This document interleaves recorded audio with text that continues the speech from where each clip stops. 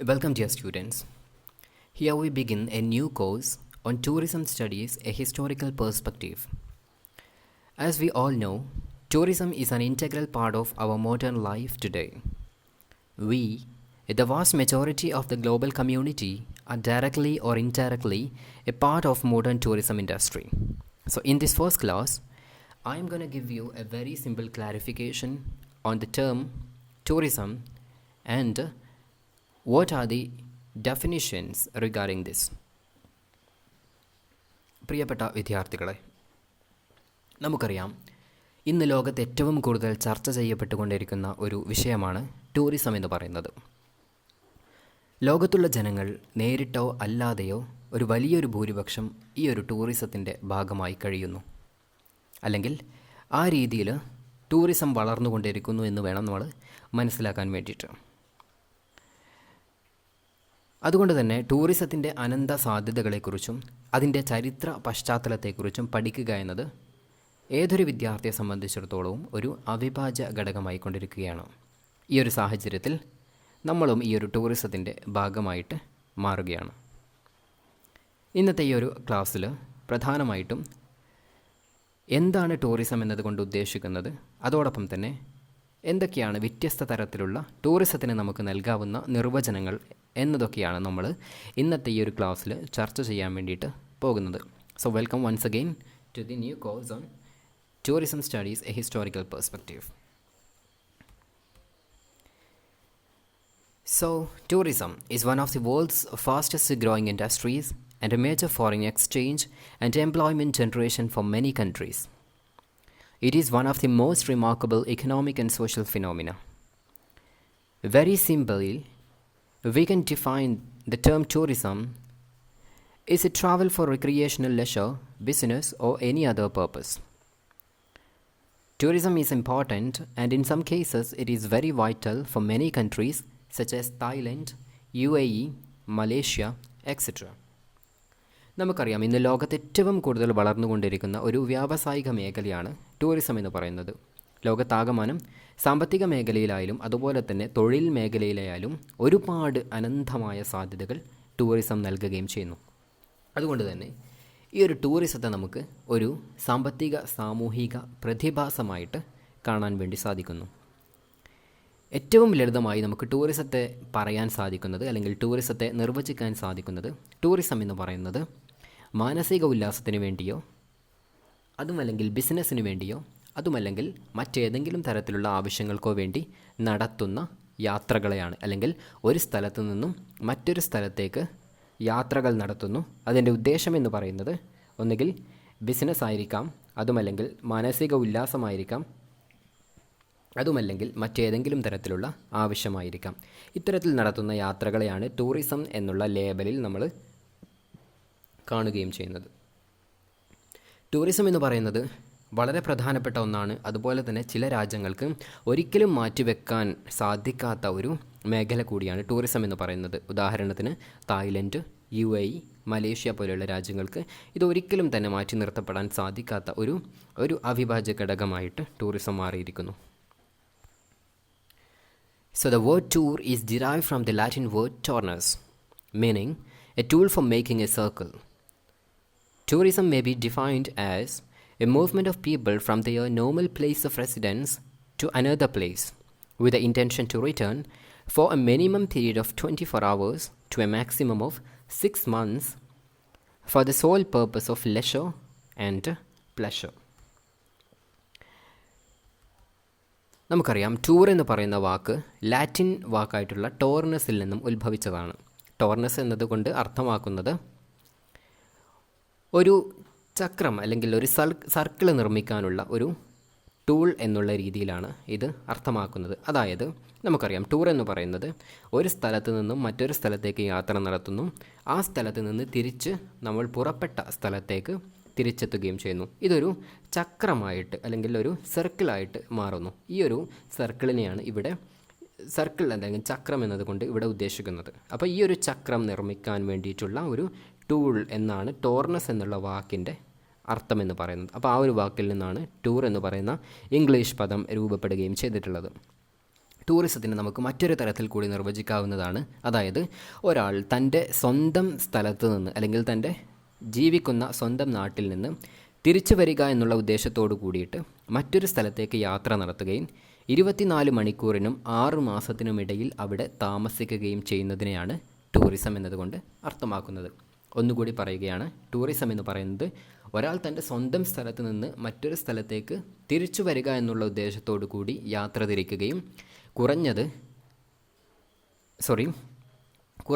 24 മണിക്കൂറും കൂടിപ്പോയാൽ 6 മാസവും, അതായത് 24 മണിക്കൂറിനും 6 മാസത്തിനുമിടയിൽ അവിടെ താമസിക്കുകയും ചെയ്യുന്നതിനെയാണ് ടൂറിസം എന്നതുകൊണ്ട് ഉദ്ദേശിക്കുന്നത്.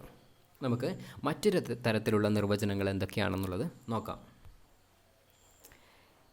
In 1936, League of Nations, an international organization, defined a foreign tourist as someone traveling abroad for at least 24 hours. The fragmented tourism industry, unified by AIEST, or International Association of Scientific Experts in Tourism, and they define tourism in terms of particular activities selected by choice and undertaken outside the place of permanent residence. According to WTO, or World Tourism Organization, in 1993 they defined tourism encompasses the activities of person traveling and staying in places outside their usual environment for not more than one consecutive year for leisure, business and other purpose. 1936 league of nation എന്ന് പറയുന്ന അന്താരാഷ്ട്ര സംഘടന ടൂറിസത്തിനെ നിർവചിക്കുന്നത്, അല്ലെങ്കിൽ ഒരു അന്താരാഷ്ട്ര സഞ്ചാരിയെ ആ ഒരു സംഘടന നിർവചിക്കുന്നത്, ഒരാൾ ഒരു സ്ഥലത്ത് നിന്നും മറ്റൊരു സ്ഥലത്തേക്ക് യാത്ര നടത്തുകയും 24 മണിക്കൂറിനുള്ളിൽ അത് പൂർത്തീകരിക്കുകയും ചെയ്യുന്നുണ്ടെങ്കിൽ അതിനെയാണ് ഈ ഒരു സംഘടന ടൂറിസ്റ്റ് അല്ലെങ്കിൽ സഞ്ചാരി എന്നതുകൊണ്ട് ഉദ്ദേശിക്കുന്നത്. അതായത് ഒരാൾ ഒരു യാത്ര നടത്തുന്നു, അത് 24 മണിക്കൂറിനുള്ളിൽ അത് പൂർത്തീകരിക്കുകയും ചെയ്യുന്നു എങ്കിൽ അതിനെ, അല്ലെങ്കിൽ ആ ചെയ്യുന്ന ആളെ നമുക്ക് ടൂറിസ്റ്റ് എന്ന് വിളിക്കാമെന്ന് ലീഗ് ഓഫ് നേഷൻ പറയുന്നു. ചിതറിക്കിടക്കുന്ന ഈ ഒരു ടൂറിസം മേഖലയെ ഒരു ഏകീകൃത രൂപത്തിലേക്ക് കൊണ്ടുവരുന്നത് AIEST, അല്ലെങ്കിൽ international association of scientific expert in tourism എന്ന് പറയുന്ന സംഘടനയാണ്. അവർ ടൂറിസത്തിന് നൽകുന്ന നിർവചനം എന്ന് പറയുന്നത് ഒരാൾ തൻ്റെ സ്വന്തം താമസ സ്ഥലത്തു നിന്നും മറ്റൊരു സ്ഥലത്തേക്ക് യാത്ര നടത്തുകയും സ്വന്തം ഇഷ്ടപ്രകാരം നിരവധിയാർന്ന പ്രവർത്തനങ്ങൾ ചെയ്യുകയും ചെയ്യുന്നതിനെയാണ് ഈ ഒരു സംഘടന ടൂറിസം എന്നതുകൊണ്ട് ഉദ്ദേശിക്കുന്നത്. അതായത് ഒരാൾ തൻ്റെ സ്ഥിരതാമസ സ്ഥലത്തു നിന്നും മറ്റൊരു സ്ഥലത്തേക്ക് യാത്ര നടത്തുന്നു, അവിടെ ചെയ്യുന്ന എല്ലാ പ്രവർത്തനങ്ങളും തൻ്റെ സ്വന്തം ഇഷ്ടപ്രകാരം ഉള്ള പ്രവർത്തനങ്ങളായിട്ട് മാറുകയും ചെയ്യുമ്പോഴാണ് അതിനെ ഈ ഒരു സംഘടന ടൂറിസം എന്ന ലേബലിൽ വിളിക്കുകയും ചെയ്യുന്നത്.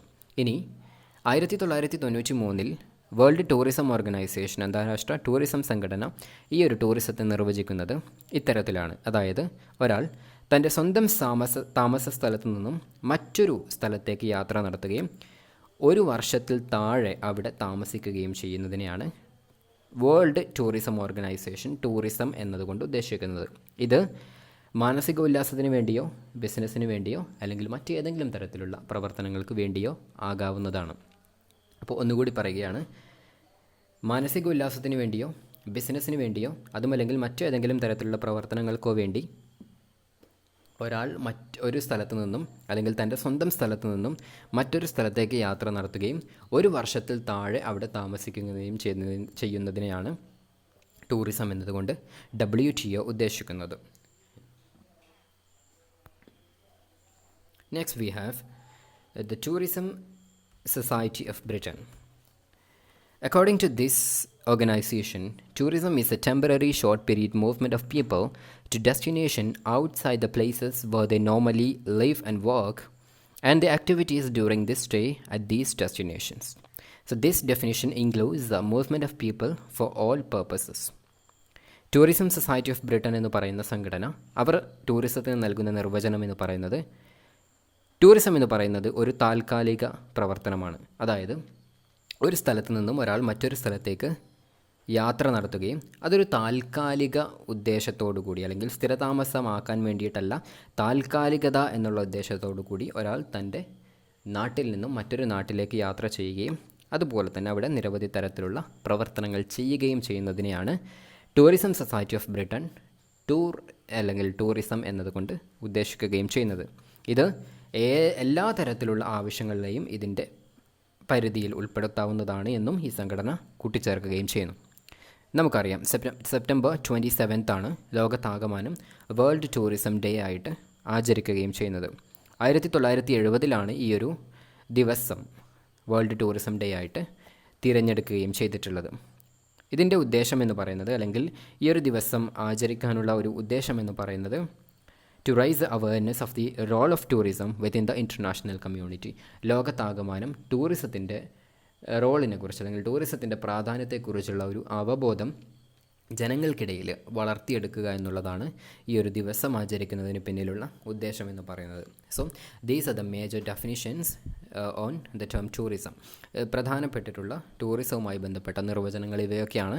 പ്രധാനമായിട്ടും tourism society of Britain, WTO, AIEST, league of nation തുടങ്ങിയിട്ടുള്ള സംഘടനകളൊക്കെയാണ് ടൂറിസവുമായിട്ട് ബന്ധപ്പെട്ടിട്ടുള്ള അതിൻ്റെ നിർവചനങ്ങളൊക്കെ നമുക്ക് നൽകുകയും ചെയ്തിട്ടുള്ളത്. സോ ഇന്നത്തെ ക്ലാസ് നമ്മൾ വൈൻഡപ്പ് ചെയ്യുകയാണ്.